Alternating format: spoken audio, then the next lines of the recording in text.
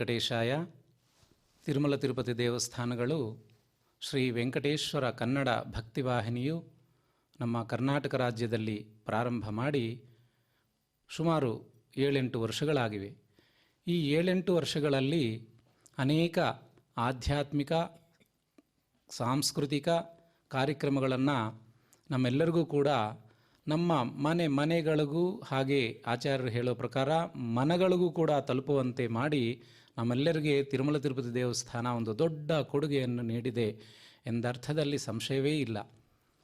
ಅಂಥ ಒಂದು ಮಹತ್ ಕಾರ್ಯಕ್ರಮಗಳಲ್ಲಿ ಈಗ ಭಗವದ್ಗೀತೆಯ ಒಂದು ಪಾರಾಯಣ ಪ್ರವಚನ ಕಾರ್ಯಕ್ರಮ ನಿರಂತರವಾಗಿ ಅಲ್ಲಿ ಆಂಧ್ರ ದೇಶದಲ್ಲಿ ತೆಲುಗು ಭಾಷೆಯಲ್ಲಿ ಕೂಡ ಒಂದು ಅತ್ಯುತ್ತಮ ಮಟ್ಟದಲ್ಲಿ ಏರ್ಪಾಟು ಮಾಡಲಾಗಿತ್ತು.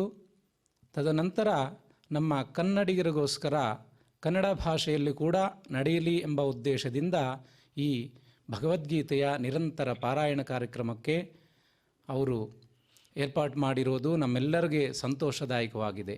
ಅಂಥ ಒಂದು ಒಳ್ಳೆಯ ಕಾರ್ಯಕ್ರಮದಲ್ಲಿ ತಾವೆಲ್ಲರೂ ಕೂಡ ಬಂದು ಭಾಗವಹಿಸಿದಿರಿ. ಮನೆಯಲ್ಲಿದ್ದು ಗೀತಾ ಪಾರಾಯಣ ಆಚಾರ್ಯರುಗಳ ಪ್ರವಚನವನ್ನು ಕೇಳಿ ಶ್ರೀಕೃಷ್ಣ ಪ್ರಭುಗಳ ಆಶೀರ್ವಾದಕ್ಕೆ ಅನುಗ್ರಹಕ್ಕೆ ಪಾತ್ರರಾಗೋಣ ಅಂತ ಹೇಳಿ ಇವತ್ತಿನ ಈ 9ನೇ ಅಧ್ಯಾಯದ ಒಂದು ಪಾರಾಯಣಕ್ಕೆ ಮುಂಚೆ ಗುರುಗಳ ಪ್ರಾರ್ಥನಾ ಹಾಗೂ ಶ್ರೀನಿವಾಸ ದೇವರ ಪ್ರಾರ್ಥನಾ ಮಹಾಸಂಕಲ್ಪವನ್ನು ಮಾಡಿ ಪಾರಾಯಣಕ್ಕೆ ಹೋಗೋಣ ಅಂತ ಹೇಳಿ ತಾವೆಲ್ಲರೂ ಕೂಡ ಭಕ್ತಿ ಶ್ರದ್ಧೆಯಿಂದ ಗುರುಗಳ ಪ್ರಾರ್ಥನೆಯನ್ನು ಮಾಡಿ. ಸಮಾಶ್ರಯೇದ್ ಗುರುಂ ಭಕ್ತ್ಯಾ ಮಹಾವಿಶ್ವಾಸಪೂರ್ವಕಂ ನಿಕ್ಷಿಪೇತ್ ಸರ್ವಭಾರಾಂಶ್ಚ ಗುರೋ ಶ್ರೀಪಾದಪಂಕಜೇ ಆನಂದಜ್ಞಾನದಂ ವಿಷ್ಣುಂ ಆನಂದಮಯನಾಮಕಂ ಆನಂದೇನ ದದರ್ಶಾಥ ಆನಂದನಿಲಯಾಲಯೇ. ನಾನು ಪ್ರವಚನಗಳಲ್ಲಿ ಹೇಳ್ತಿರ್ತೀನಿ, ನಾವು ಯಾವುದೇ ದೇವರ ಹತ್ತಿರ ಹೋಗುವಾಗ ಉಪವಾಸ ಮಾಡಿ ಜಾಗರಣೆ ಮಾಡಿ ಅದರಲ್ಲಿ ಭಕ್ತಿ ಶ್ರದ್ಧಾ ಧ್ಯಾನ ಯೋಗಗಳಿರಬೇಕು. ಅದು ಇಲ್ಲ ಅಂದರೆ ನಾವು ಮಾಡೋ ಕರ್ಮಗಳು ವ್ಯರ್ಥವಾಗುತ್ತೆ. ಅದಕ್ಕಾಗಿ ಭಕ್ತಿಯಿಂದ ಆ ಮಾಡೋ 10 ನಿಮಿಷ ಆಗಲಿ ಭಕ್ತಿ ಶ್ರದ್ಧೆಯಿಂದ ಮಾಡಿ, ಅದು ಇಲ್ಲ ಅಂದರೆ ಸಮಯವು ವ್ಯರ್ಥವಾಗುತ್ತೆ ಅಂಥೇಳಿ ಈಗ ಭಕ್ತಿಯಿಂದ ನಮಗೆ ಏನೇನು ಬೇಕೋ ನಮ್ಮ ಸಂಸಾರಕ್ಕೆ ಬೇಕಾಗಿರುವಂತಹ ಎಲ್ಲ ಸಕಲೈಶ್ವರ್ಯಗಳು ಸಿದ್ಧಿಸಲಿ ಎಂಬ ಒಂದು ಮಾನಸಿಕವಾದ ಭಾವನೆಯಿಂದ ಈಗ ಒಂದು ಸಂಕಲ್ಪವನ್ನು ಮಾಡಿ ತದನಂತರ ಪಾರಾಯಣಕ್ಕೆ ಹೋಗೋಣ. ಈಗ ಸಂಕಲ್ಪವನ್ನು ತಾವೆಲ್ಲರೂ ಕೂಡ ಮನೆಯಲ್ಲಿದ್ದೇ ತಮ್ಮ ತಮ್ಮ ಮನದಲ್ಲಿ ಪರಿಪೂರ್ಣವಾದ ಆನಂದವನ್ನು ಬಯಸಿ ಈ ಸಂಕಲ್ಪವನ್ನು ಮಾಡಿ. ಶ್ರೀಮದಾದಿವರಾಹ ಕ್ಷೇತ್ರೇ ವಿರಾಜಮಾನಸ್ಯ ಅಖಿಲಾಂಡಕೋಟಿ ಬ್ರಹ್ಮಾಂಡ ನಾಯಕಸ್ಯ ಶ್ರೀ ಪದ್ಮಾವತಿ ಜಾನೇಃ ಭಗವತಃ ಶ್ರೀ ವೆಂಕಟೇಶ್ವರ ಸ್ವಾಮಿನಃ ಕೃಪಾಬಲೇನ ಜಗದ್ಗುರೋಃ ಶ್ರೀ ಗೋಪಾಲಕೃಷ್ಣಸ್ಯ ಅನುಗ್ರಹೇಣ ಅಸ್ಮಾಕಂ ಸರ್ವೇಷಾಂ ಶರೀರಸ್ಯ ಮಾನಸಸ್ಯ ಚ ಬಲಸಿದ್ಧ್ಯರ್ಥಂ ಸಮಸ್ತಾನಾಂ ಆಧಿವ್ಯಾಧೀನಾಂ ನಿವಾರಣಾರ್ಥಂ ಸರ್ವಯಜ್ಞಫಲಪ್ರಾಪ್ತ್ಯರ್ಥಂ ಸರ್ವಾಸಾಂ ಸಂಪದಾಂ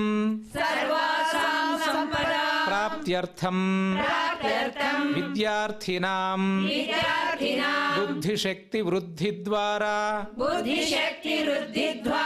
ಪರೀಕ್ಷಾಸು ಉತ್ತೀರ್ಣತಾ ಸಿದ್ಧ್ಯರ್ಥಂ सिद्ध्यर्थम् अधिकारिणाम् स्वस्वविधि निर्वहण कौशल सिद्ध्यर्थम् समस्त पापक्षयार्थम् ज्ञान भक्ति वैराग्य सिद्ध्यर्थम् श्री गोपाल कृष्ण प्रेरणया श्री गोपाल कृष्ण प्रीत्यर्थम् श्रीमद्भगवद्गीतायाः नवमोऽध्याय अंतर्गत श्लोकपारायणम् तथा भगवद्गीता प्रवचन श्रवणं च करिष्यामहे। कृष्णाय वासुदेवाय हरये परमात्मने प्रणतः क्लेशनाशाय गोविन्दाय नमो नमः। शास्त्रेषु भारतं सारम् तत्र नाम सहस्रकम् वैष्णवं कृष्णगीता च तज्ज्ञानात् मुच्यतेऽञ्जसा वेदव्यासगुणावास विद्याधीश सतां वशा मां निराशं गतक्लेशं कुर्वनाशं हरे निशम्। ಈಗ ಆಚಾರ್ಯರು ಬಂದಿದ್ದಾರೆ. ಅವರು 9ನೇ ಅಧ್ಯಾಯ ರಾಜವಿದ್ಯಾ ರಾಜಗುಹ್ಯ ಯೋಗೋ ನಾಮದ ಪ್ರತಿಯೊಂದು ಶ್ಲೋಕದ ಅರ್ಥವು ಸಗುಣವಾಗಿ ತತ್ವತಃ ಯಥಾಶಕ್ತಿ ಅವರು ಪ್ರವಚನವನ್ನು ನೀಡ್ತಾರೆ. ನಾವೆಲ್ಲರೂ ಕೂಡ ಭಕ್ತಿ ಶ್ರದ್ಧೆಯಿಂದ ಇವತ್ತು ಆ ಪ್ರವಚನವನ್ನು ಕೇಳೋಣ. ಶ್ರೀ ಗುರುಭ್ಯೋ ನಮಃ, ಪರಮಗುರುಭ್ಯೋ ನಮಃ, ಪೂರ್ವಗುರುಭ್ಯೋ ನಮಃ, ಶ್ರೀಮದಾನಂದತೀರ್ಥ ಭಗವತ್ಪಾದಾಚಾರ್ಯ ಗುರುಭ್ಯೋ ನಮಃ. ಶ್ರೀ ವೇದವ್ಯಾಸಾಯ ನಮಃ. ಶುಕ್ಲಾಂಬರಧರಂ ವಿಷ್ಣುಂ ಶಶಿವರ್ಣಂ ಚತುರ್ಭುಜಂ ಪ್ರಸನ್ನವದನಂ ಧ್ಯಾಯೇತ್ ಸರ್ವವಿಘ್ನೋಪಶಾಂತಯೇ. ಸರ್ವವಿಘ್ನಪ್ರಶಮನಂ ಸರ್ವಸಿದ್ಧಿಕರಂ ಪರಂ ಸರ್ವಜೀವಪ್ರಣೇತಾರಂ ವಂದೇ ವಿಜಯದಂ ಹರಿಂ. ಲಕ್ಷ್ಮೀನಾರಾಯಣಂ ವಂದೇ ತದ್ಭಕ್ತಪ್ರವರೋ ಹಿ ಯಃ ಶ್ರೀಮದಾನಂದತೀರ್ಥಾಖ್ಯೋ ಗುರುಸ್ತಂಚ ನಮಾಮ್ಯಹಂ. ವೇದೇ ರಾಮಾಯಣೇ ಚೈವ ಪುರಾಣೇ ಭಾರತೆ ತಥಾ ಆದಾವಂತೆ ಚ ಮಧ್ಯೆ ಚ ವಿಷ್ಣುಃ ಸರ್ವತ್ರ ಗೀಯತೆ. ರಮಾಪತಿಂ ಪೂರ್ಣಗುಣಂ ಮುಕುಂದಂ ವ್ಯಾಸಂ ಚ ವಿಜ್ಞಾನಸಹಸ್ರಭಾನುಂ ಪೂರ್ಣಪ್ರಬೋಧಂ ಚ ಸುತತ್ವದೀಪಂ ಕ್ರಮಾದ್ಗುರುಂಶ್ಚ ಪ್ರಣಮಾಮಿ ಮೂರ್ಧ್ನಾ. ಶ್ರೀಗುರುಭ್ಯೋ ನಮಃ. ಹರಿ ಓಂ. ಶ್ರೀವೆಂಕಟಲಸಚ್ಚೈಲ ವಾಸೀದಾಸೀಕೃತಾಮರಃ ಛಾಯಾ ಪಾತು ಮಾಂ ನಿತ್ಯಂ ಶ್ರೀನಿವಾಸಸುರದ್ರುಮಃ. ಸಮಸ್ತಗುಣಸಂಪೂರ್ಣಂ ಸರ್ವದೋಷವಿವರ್ಜಿತಂ ನಾರಾಯಣಂ ನಮಸ್ಕೃತ್ಯ ಗೀತಾ ತಾತ್ಪರ್ಯಮುಚ್ಯತೆ. ಹರಯೇ ನಮಃ. ಶ್ರೀಮದ್ಭಗವದ್ಗೀತಾ ವಾಚನ ಪ್ರವಚನ ಕಾರ್ಯಕ್ರಮದಲ್ಲಿ ಪ್ರತಿನಿತ್ಯ ಸಮ್ಮಿಳಿತರಾಗ್ತಾ ಇದ್ದೇವೆ. ಭಗವಂತ ಸ್ವತಃ ಜಗತ್ತನ್ನು ಉದ್ಧಾರ ಮಾಡಬೇಕು ಅನ್ನೋ ದೃಷ್ಟಿಯಿಂದಲೇ ಶ್ರೀಮದ್ ಭಗವದ್ಗೀತೆಯನ್ನು ಈ ನಾಡಿಗೆ ಸಮರ್ಪಣೆಯನ್ನು ಮಾಡಿದಂಥವನು.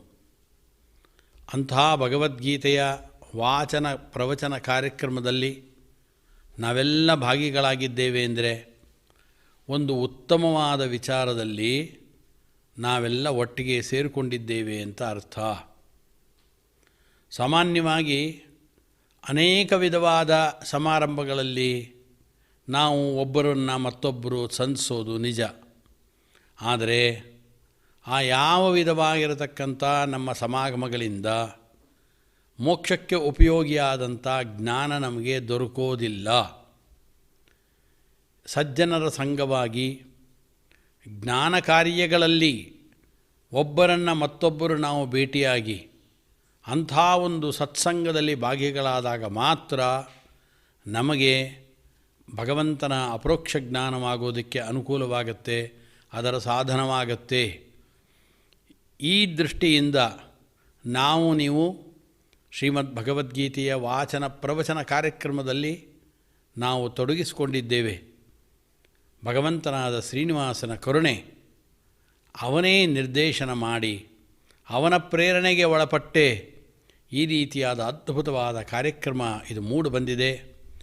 ಜಗತ್ತಿನಲ್ಲಿರುವ ಪ್ರತಿಯೊಬ್ಬ ವ್ಯಕ್ತಿಗಳು ತಮ್ಮ ತಮ್ಮ ಮನೆಯಲ್ಲೇ ಕುಳಿತೇ ಭಗವದ್ಗೀತೆಯ ಅಪೂರ್ವವಾದ ಅರ್ಥವನ್ನು ತಾವು ಆಲೋಚನೆ ಮಾಡ್ಬೋದು, ಭಗವಂತನ ಜ್ಞಾನವನ್ನು ತಂದುಕೊಳ್ಬೋದು. ದೇಶವಾಗ್ಬೋದು, ವಿದೇಶವಾಗಬಹುದು, ಯಾವುದೇ ಸ್ಥಳಗಳಲ್ಲೂ ಕುಳಿತೂ ಕೂಡ ಭಗವಂತನ ಜ್ಞಾನ ಸಂಪಾದನೆಗೆ ಎಂಥ ಒಂದು ಉತ್ತಮವಾದ ಅವಕಾಶ ದೊರಕಿದೆ ಅಂತ ಆಲೋಚನೆ ಮಾಡಬೇಕು ನಾವು. ಅಂಥ ಭಗವಂತನಿಗೆ ಸಾಷ್ಟಾಂಗ ಪ್ರಣಾಮಗಳನ್ನು ಸಲ್ಲಿಸ್ತಾ 9ನೇ ಅಧ್ಯಾಯದಲ್ಲಿ ಮತ್ತೆ ನಾವು 14ನೆಯ ಶ್ಲೋಕದ ವ್ಯಾಖ್ಯಾನದತ್ತ ಮುಂದುವರಿತಾ ಇದ್ದೇವೆ. ಭಗವಂತ ಶ್ರೀಕೃಷ್ಣ ಅವಜಾನಂತಿ ಮಾಂ ಮೂಢಾ ಮಾನುಷೀಂ ತನ್ಮಾಶ್ರಿತಂ ಅಂತ ಎಲ್ಲ ಹೇಳಿ ರಾಕ್ಷಸ ಸ್ವಭಾವವನ್ನು ಆಶ್ರಯಿಸಿಕೊಂಡಿರತಕ್ಕಂಥ ವ್ಯಕ್ತಿಗಳು, ದ್ವೇಷವನ್ನು ಮಾಡುವಂಥ ವ್ಯಕ್ತಿಗಳು, ಅವರ ಸ್ವಭಾವ ಹೇಗಿರುತ್ತೆ, ಅವರು ಯಾವ ರೀತಿಯಾಗಿ ಭಗವಂತನನ್ನು ತಿಳ್ಕೊಳ್ತಾರೆ, ಆ ಎಲ್ಲ ವಿಚಾರವನ್ನು ಹೇಳಾಯಿತು. ಅನಂತರದಲ್ಲಿ ಮಹಾತ್ಮರಾದಂಥ ವ್ಯಕ್ತಿಗಳು ಅದಕ್ಕೆ ವಿರುದ್ಧವಾದ ರೀತಿಯಲ್ಲಿ ಭಗವಂತನನ್ನು ತಿಳ್ಕೊಳ್ತಾರೆ. ಮಹಾತ್ಮರಾದಂಥ ವ್ಯಕ್ತಿಗಳಿದ್ದಾರಲ್ಲ, ಮಹಾತ್ಮಾನಸ್ತುಮಾಂ ಪಾರ್ಥ ಅದನ್ನು ಹೇಳಿದ್ದಾರೆ. ಮಹಾತ್ಮರಾಗಿರತಕ್ಕಂಥ ವ್ಯಕ್ತಿಗಳು ದೈವೀಂ ಪ್ರಕೃತಿಮಾಶ್ರಿತಾ, ಸಾತ್ವಿಕವಾದ ಪ್ರಕೃತಿಯನ್ನು, ಅದೇ ದೈವಿ ಪ್ರಕೃತಿ, ಸಾತ್ವಿಕವಾದ ಪ್ರಕೃತಿಯನ್ನು ಆಶ್ರಯಿಸಿದವರಾಗಿ ಭಜಂತ್ಯನನ್ಯ ಮನಸಃ ಜ್ಞಾತ್ವಾ ಭೂತಾದಿಮವ್ಯಯಂ, ನನ್ನನ್ನು ಅವ್ಯಯನಾಗಿರತಕ್ಕಂಥವನು, 4 ವಿಧವಾದ ರಾಶಗಳಿಂದ ರಹಿತನಾಗಿರತಕ್ಕಂಥವನು, ಇಡೀ ಜಗತ್ತಿನ ಸೃಷ್ಟಿ ಸ್ಥಿತ್ಯಾದಿಗಳನ್ನು ಮಾಡುವವನು ನಾನು ಅಂತ ಎಲ್ಲ ನನ್ನ ಬಗ್ಗೆ ವಿಶೇಷವಾದ ಜ್ಞಾನವನ್ನು ತಿಳಿದುಕೊಂಡು ಅನನ್ಯವಾದ ಮನಸ್ಸಿನಿಂದ ನನ್ನನ್ನು ಕುರಿತು ಭಜನೆ ಮಾಡುತ್ತಾರೆ. ಹಾಗಾದರೆ ದ್ವೇಷ ಮಾಡುವವರ ರೀತಿ ಯಾವ ರೀತಿಯದ್ದು? ಮಹಾತ್ಮರಾಗಿ ಭಗವಂತನನ್ನು ಭಜನೆ ಮಾಡುವ ವ್ಯಕ್ತಿಗಳ ರೀತಿ ಯಾವುದು? ಸಂಪೂರ್ಣ ಒಂದಕ್ಕೆ ಮತ್ತೊಂದು ವಿಭಿನ್ನವಾಗಿದೆ. ಆ ದೃಷ್ಟಿಯಿಂದ ನಾವು ಆಲೋಚನೆ ಮಾಡ್ಬೋದು. ದ್ವೇಷವನ್ನು ಮಾಡುವ ವ್ಯಕ್ತಿಗಳು ಭಗವಂತನನ್ನು ಉದ್ದೇಶ ಮಾಡಿಕೊಂಡು ಯಾವುದೇ ವ್ರತ ನಿಯಮ ಆಚರಣಾದಿಗಳನ್ನು ಮಾಡೋಲ್ಲ. ಯಾವುದೇ ವಿಧವಾದ ಕಷ್ಟಕರವಾದಂಥ ವ್ರತ ಉಪವಾಸ ಯಜ್ಞಯಾಗಾದಿಗಳು ದೇವಪೂಜಾದಿಗಳು ಅಥವಾ ತೀರ್ಥಕ್ಷೇತ್ರಾದಿಗಳು ಇವುಗಳಿಗಾಗಿ ತಮ್ಮ ದೇಹಕ್ಕೆ ಆಯಾಸವನ್ನು ಕೊಟ್ಟುಕೊಳ್ಳೋದಿಲ್ಲ. ಅದೇ ದೈವಿ ಪ್ರಕೃತಿಯನ್ನು ಆಶ್ರಯಿಸಿದಂಥ ವ್ಯಕ್ತಿಗಳು ಮಾತ್ರ ತಮ್ಮ ದೇಹವನ್ನು ದಂಡಿಸ್ಕೊಳ್ತಾರೆ, ಆಹಾರದ ನಿಯಂತ್ರಣವನ್ನು ಮಾಡ್ತಾರೆ, ಇಂದ್ರಿಯಗಳ ನಿಗ್ರಹವನ್ನು ಮಾಡ್ತಾರೆ, ಉಪವಾಸಾದಿ ವ್ರತಗಳನ್ನು ಅನುಸರಣೆ ಮಾಡ್ತಾ ಇರ್ತಾರೆ. ಅದಕ್ಕಾಗಿ ವಿಶೇಷವಾಗಿ ತಮ್ಮ ಸಮಯವನ್ನು ಮೀಸಲಿಡ್ತಾರೆ. ಹಾಗಾದರೆ ದ್ವೇಷ ಮಾಡುವ ವ್ಯಕ್ತಿಗಳು, ಭಗವಂತನನ್ನು ಭಜನೆ ಮಾಡುವಂಥ ಸಾತ್ವಿಕ ಪ್ರಕೃತಿಯ ವ್ಯಕ್ತಿಗಳು, ಇವರಿಬ್ಬರಲ್ಲಿ ಮಹದಂತರವಿದೆ, ದೊಡ್ಡ ಅಂತರ ಇದೆ. ದ್ವೇಷ ಮಾಡತಕ್ಕಂಥ ವ್ಯಕ್ತಿಗಳು ಅವರು ಸರಳವಾಗಿ ನೇರವಾಗಿ ಭಗವಂತನನ್ನೇ ಸೇರಿಬಿಡ್ತಾರೆ ಅಂತ ನಾವು ಆಲೋಚನೆ ಮಾಡೋದಾದರೆ, ಹಾಗಾದರೆ ಎಲ್ಲ ವ್ಯಕ್ತಿಗಳು ಕೂಡ ಯಾವುದೇ ವಿಧವಾದ ದೈಹಿಕವಾದ ದಂಡನೆ ಇಲ್ಲ, ಮಾನಸಿಕವಾದ ದಂಡನೆ ಇಲ್ಲ, ಕಾಲ ವ್ಯರ್ಥ ಇಲ್ಲ, ಹಣದ ವ್ಯರ್ಥ ಮಾಡದೇನೆ ಕೇವಲ ಭಗವಂತನನ್ನು ಬೈಕೊಂಡು ಓಡಾಡಿಕೊಂಡೇ ಮೋಕ್ಷವನ್ನು ಪಡೆಯೋದು ಅಂತ ಇದ್ದಿದ್ದರೆ ಇಡೀ ಜಗತ್ತು ಸುಲಭವಾದ ಮಾರ್ಗವನ್ನು ಆಯ್ಕೆ ಮಾಡ್ಕೊಳ್ತಾರೋ ಕಷ್ಟವಾದ ಮಾರ್ಗವನ್ನು ಆಯ್ಕೆ ಮಾಡ್ಕೊಳ್ತಾರೋ ನಾವೇ ಯೋಚನೆ ಮಾಡಬೇಕು. ಭಗವಂತನನ್ನು ಬೈಕೊಂಡು ಓಡಾಡಿಕೊಂಡು ಮೋಕ್ಷವನ್ನು ಆತ ಕೊಡೋದು ಅಂತಾದರೆ ಅದೇ ದಾರಿಯನ್ನು ಸರಳವಾಗಿ ಆಯ್ಕೆ ಮಾಡ್ಕೊಳ್ತಾರೆ. ಯಾವುದಕ್ಕೋಸ್ಕರವಾಗಿ ಜನ ಕಷ್ಟಪಡ್ತಾರೆ? ಆದ್ದರಿಂದ ದ್ವೇಷ ಮಾಡುವಂಥ ವ್ಯಕ್ತಿಗಳು ನೇರವಾಗಿ ಅಂಧಂತಮಸ್ಸಿಗೆ ಹೋಗುತ್ತಾರೆ. ಹೊರತು ಭಗವಂತನ ಸನ್ನಿಧಾನ, ಮೋಕ್ಷ, ವೈಕುಂಠ ಇತ್ಯಾದಿಗಳನ್ನು ಎಂದೆಂದೂ ತಲುಪೋದಕ್ಕೆ ಸಾಧ್ಯವಿಲ್ಲ ಅಂತ ಅರ್ಥ. ಆದ್ದರಿಂದ ಆ ರೀತಿ ಕಂಡುಬರುವ ಯಾವುದೇ ವಾಕ್ಯಗಳಿರ್ಬೋದು, ಆ ವಾಕ್ಯಗಳು ವಿಭಿನ್ನವಾದ ಅರ್ಥವನ್ನು ತಿಳಿಸ್ತಾ ಇದೆ ಅಂತಲೇ ನಾವು ವ್ಯಾಖ್ಯಾನವನ್ನು ಮಾಡಬೇಕದಕ್ಕೆ. ಆ ದೃಷ್ಟಿಯಿಂದ ದ್ವೇಷ ಮಾಡುವುದನ್ನು ಬಿಟ್ಟು ಹೋಗಲಿ, ಜಗತ್ತಿನಲ್ಲಾದರೂ ಕೂಡ ಒಬ್ಬ ವ್ಯಕ್ತಿ ತುಂಬ ಮತ್ತೊಬ್ಬ ಅಧಿಕಾರಿಯನ್ನು ಪುರಸ್ಕಾರ ಮಾಡ್ತಾ ಇದ್ದಾನೆ, ಅವನು ಹೇಳಿದ ಕೆಲಸಗಳನ್ನು ಮಾಡ್ತಾ ಇದ್ದಾನೆ, ಅವನು ಹಾಕಿದ ನಿಯಮಗಳನ್ನು ಅನುಸರಣೆ ಮಾಡ್ತಾ ಇದ್ದಾನೆ, ಅವನನ್ನು ಮೆಚ್ಚಿಕೊಳ್ತಾನೋ ಅಥವಾ ಅದೇ ಒಬ್ಬ ಅಧಿಕಾರಿ ತಾನು ಹೇಳಿದ ಯಾವ ಕೆಲಸಗಳನ್ನು ಮಾಡ್ದ, ತನ್ನನ್ನೇ ನಿಂದನೆ ಮಾಡ್ತಾ ಇರುವಂಥ, ದ್ವೇಷ ಮಾಡ್ತಾ ಇರುವಂಥ, ತನಗೆ ಆಗಬಾರದ ಕೆಲಸಗಳನ್ನು ಮಾಡ್ತಾ ಇರುವಂಥ ವ್ಯಕ್ತಿಯನ್ನು ಇಷ್ಟಪಡ್ತಾನೋ, ನಾವು ಲೋಕದ ದೃಷ್ಟಾಂತದಿಂದಲೇ ನೋಡ್ಬೋದು. ಆದ್ದರಿಂದ ಯಾವುದೇ ದ್ವೇಷ ಮಾಡುವ ವ್ಯಕ್ತಿಗಳು ತಾತ್ಕಾಲಿಕವಾದ ದ್ವೇಷದಲ್ಲಿ ತೊಡಕೊಂಡಿದ್ದರೂ ಕೂಡ ಅನಂತರ ಅವರ ಹಿಂದಿರತಕ್ಕಂಥ ಭಕ್ತಿ ಇರ್ಬೋದು, ಜನ್ಮಾಂತರದ ಸಾಧನೆ ಇರ್ಬೋದು, ಇದನ್ನೆಲ್ಲ ಗಮನಿಸ್ಕೊಂಡು ಭಗವಂತ ಮತ್ತೆ ಅವನನ್ನು ಮಾರ್ಪಾಟು ಮಾಡಿ ಅವನಲ್ಲಿ ಇರುವ ಭಕ್ತಿಯನ್ನು ಗಮನಿಸಿ ಅವನನ್ನು ಮಹಾತ್ಮ ಅಂತ ಮಾಡಿ ಅನಂತರದಲ್ಲೇ ಅವನಿಗೆ ಮೋಕ್ಷವನ್ನು ಭಗವಂತ ಕೊಡ್ತಾ ಇದ್ದಾನೆ ಹೊರತು ಮಹಾತ್ಮರಲ್ಲದೇ ಇದ್ದಂಥ ವ್ಯಕ್ತಿಗಳಿಗೆ ಮೋಕ್ಷ ಎಂದೂ ದೊರಕದು ಅಂತ ತಿಳ್ಕೊಳ್ಬೇಕು. ಆದ್ದರಿಂದ ದೈವಿ ಪ್ರಕೃತಿಯನ್ನು ಆಶ್ರಯಿಸಿದಂಥ ವ್ಯಕ್ತಿಗಳು ಮಹಾತ್ಮಾನಸ್ತು ಮಾಂ ಪಾರ್ಥ ದೈವೀಂ ಪ್ರಕೃತಿಮಾಶ್ರಿತಾ ಭಜಂತ್ಯನನ್ಯ ಮನಸಃ ಜ್ಞಾತ್ವಾ ಭೂತಾದಿಮವ್ಯಯಂ ಅಂತ ಎಲ್ಲವನ್ನು ತಿಳಿಸಿ ಅವರು ಏನು ಮಾಡ್ತಾರಪ್ಪ ಅವರು ನಮ್ಮನ್ನು ಅಂದರೆ ಸತತಂ ಕೀರ್ತಯಂತೋ ಮಾಂ ಯತಂತಶ್ಚ ದೃಢವ್ರತಾಃ ನಮಸ್ಯಂತಶ್ಚ ಮಾಂ ಭಕ್ತ್ಯ ನಿತ್ಯಯುಕ್ತ ಉಪಾಸತೆ. ಯಾವ ರೀತಿಯಾಗಿ ನನ್ನನ್ನು ಸೇವನೆ ಮಾಡ್ತಾರಪ್ಪ? ಈ ದೈವಿ ಪ್ರಕೃತಿಯನ್ನು ಆಶ್ರಯಿಸಿದ ವ್ಯಕ್ತಿಗಳು ಭಗವಂತನ ಭಜನೆಯನ್ನು ಮಾಡ್ತಾರೆ ಅಂದ್ರಲ್ಲ, ಭಜನೆ ಮಾಡೋದು ಅಂದರೆ ಭಗವಂತನನ್ನು ಸೇವಿಸ್ತಾರೆ ಅಂತ ಅರ್ಥ.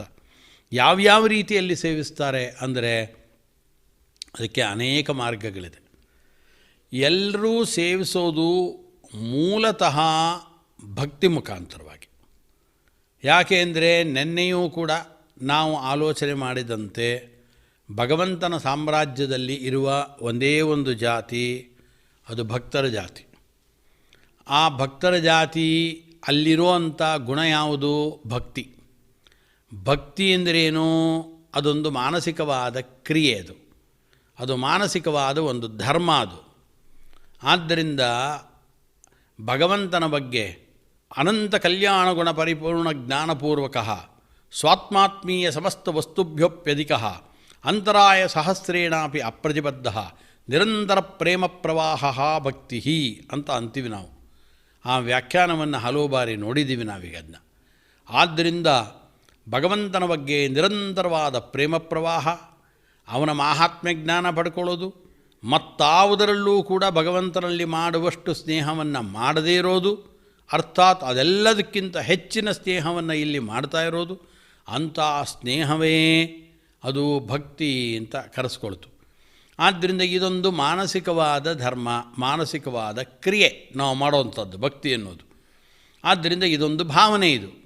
ಆದ್ದರಿಂದ ಈ ಭಕ್ತಿಯಿಂದಲೇ ಭಗವಂತನ ಬಳಿಗೆ ನಾವು ಸಾಗೋದು. ಹಾಗೆ ಭಕ್ತಿಯಿಂದ ಭಗವಂತನ ಬಳಿಗೆ ಸಾಗಬೇಕಾದರೆ ಈ ಭಕ್ತಿಯನ್ನು ಪ್ರಕಟ ಮಾಡುವಂಥ ಚಿಹ್ನೆಗಳು ಅನೇಕ ವಿಧವಾಗಿರುತ್ತವೆ. ನವವಿಧವಾದ ಭಕ್ತಿ ಅಂತ ನಾವು ಹೇಳ್ತೇವೆ. ನವವಿಧವಾದದ್ದು ನಾವು ಭಕ್ತಿ ಉಳ್ಳ ವ್ಯಕ್ತಿಗಳು ನಮ್ಮ ನವವಿಧವಾದ ಕ್ರಿಯೆಗಳನ್ನು ಮಾಡೋದ್ರ ಮುಖಾಂತರವಾಗಿ ನಮಗೆ ಭಗವಂತನಲ್ಲಿ ಭಕ್ತಿ ಇದೆ ಅನ್ನೋದನ್ನು ಪ್ರಕಟ ಮಾಡ್ಬೋದಷ್ಟೇ. ಯಾವುದೇ ಒಬ್ಬ ವ್ಯಕ್ತಿ ಭಗವಂತನಲ್ಲಿ ಭಕ್ತಿ ಮಾಡ್ತಾ ಇದ್ದರೆ ಆತ ಈ ವಿವಿಧವಾದ ಕ್ರಿಯೆಗಳಲ್ಲಿ ಯಾವುದೋ ಒಂದು ಕ್ರಿಯೆಯನ್ನು ಅಳವಡಿಸ್ಕೊಂಡಿರ್ತಾನೆ. ಎಲ್ಲರೂ ಒಂದೇ ರೀತಿಯಾದ ಕ್ರಿಯೆಯನ್ನು ಅವಲಂಬಿಸ್ಕೋಬೇಕು ಅಂತ ನಿಯಮ ಇಲ್ಲ. ಕೆಲವರು ನೋಡಿ ದೇವಸ್ಥಾನಕ್ಕೆ ಪ್ರತಿನಿತ್ಯ ಹೋಗ್ತಾ ಇರ್ತಾರೆ, ಹೋಗಿ ದೇವರಿಗೆ ಪ್ರದಕ್ಷಿಣೆ ಬರ್ತಾ ಇರ್ತಾರೆ, ನಮಸ್ಕಾರ ಹಾಕ್ತಾ ಇರ್ತಾರೆ. ಇದು ಕೆಲವು ವ್ಯಕ್ತಿಗಳ ಸ್ವಭಾವ. ನಾವು ಈ ವ್ಯಕ್ತಿಯನ್ನು ನೋಡಿ ಏನು ಭಾವಿಸ್ಕೊಳ್ತೀವಪ್ಪ ಅಂದರೆ, ಓಹೋ, ಈ ವ್ಯಕ್ತಿ ಪ್ರತಿನಿತ್ಯ ದೇವಸ್ಥಾನಕ್ಕೆ ಹೋಗ್ತಾ ಇದ್ದಾನೆ, ದೇವರಿಗೆ ಪ್ರದಕ್ಷಿಣೆಯನ್ನು ಬಂದು ಕೈ ಮುಗಿದು ಆತ ನಮಸ್ಕಾರವನ್ನು ಹಾಕ್ತಾ ಇದ್ದಾನೆ, ಹಾಗಾದರೆ ಈ ವ್ಯಕ್ತಿ ಭಗವದ್ಭಕ್ತ ತೀರ್ಮಾನವನ್ನು ಮಾಡ್ತೀವಿ. ಆ ವ್ಯಕ್ತಿ ಏನು ಮಾಡ್ತಾನೆ ಅಂದರೆ, ಯಾವುದೇ ವಿಧವಾದ ಪ್ರವಚನ ಕೇಳೋದಾಗಲೇ ಮಾಡೋದಿಲ್ಲ, ಆಸಕ್ತಿ ಇಲ್ಲ ಅವನಿಗೆ, ಅಥವಾ ಬರವಣಿಗೆ ಮಾಡ್ತಾನೋ ಮಾಡೋದಿಲ್ಲ, ಉಪವಾಸಾದಿ ವ್ರತಗಳನ್ನು ಮಾಡ್ತಾ ಇದ್ದಾನೋ ಮಾಡ್ತಿಲ್ಲ. ಅದರಿಂದ ವಿಚಿತ್ರವಾಗಿರುತ್ತೆ ಜಗತ್ತನ್ನೋದು. ಒಬ್ಬೊಬ್ಬ ವ್ಯಕ್ತಿ ಒಂದೊಂದು ರೀತಿಯಲ್ಲಿ ಆಸಕ್ತನಾಗಿರ್ತಾನೆ. ಆದರೆ ಇದೆಲ್ಲವೂ ಕೂಡ ಭಕ್ತಿಯ ಲಕ್ಷಣಗಳೇ, ಅರ್ಥಾತ್ ಭಕ್ತಿಯ ಚಿಹ್ನೆಗಳು.